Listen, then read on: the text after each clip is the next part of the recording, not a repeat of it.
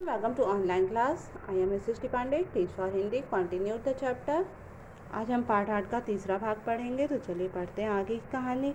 बस फिर क्या था, उसका सारा साहस काफुल हो गया। फिर उन्होंने सर विलियम के बंगले के अहताने में कदम नहीं रखा।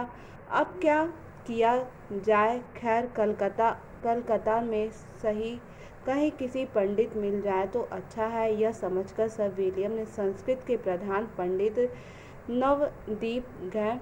वहाँ भी उन्होंने कुछ कोशिश की, परंतु किसी ने भी उन्हें संस्कृत शिक्षा देना अंगीकार न किया। मूड मार कर वहाँ से भी लौट गए।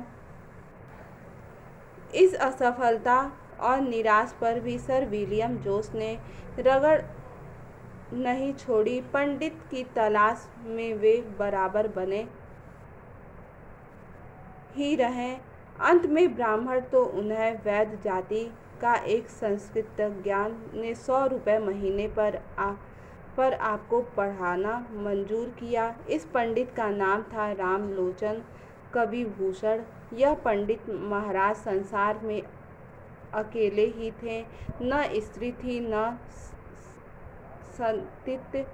हावड़ा के पास सलकिया में आप रहते थे, किसी से कुछ सरोकार न रखते थे, सबसे अलग रहते थे। इसी से आपको जाति या समाज के बहिष्कार का डर न था। पंडित महाशय वैद्य वेदांत भी जानते थे। पास पड़ोस के लोग चिकित्सा करने के लिए उनको अक्सर बुलाते थे। कभी कभी आपके रोगी अच्छे भी हो जाते थे। इससे आपने अपने मन से कहा कि हम इस वयम को संस्कृत पढ़ाने तो भी हमारे टोले मोहल्ले के लोग न छोड़ सकेंगे। जब कोई बीमार होगा तो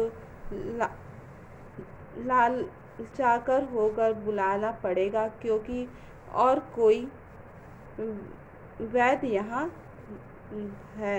नहीं है। धन्यवाद। इसके आगे कहानी अगले वीडियो में।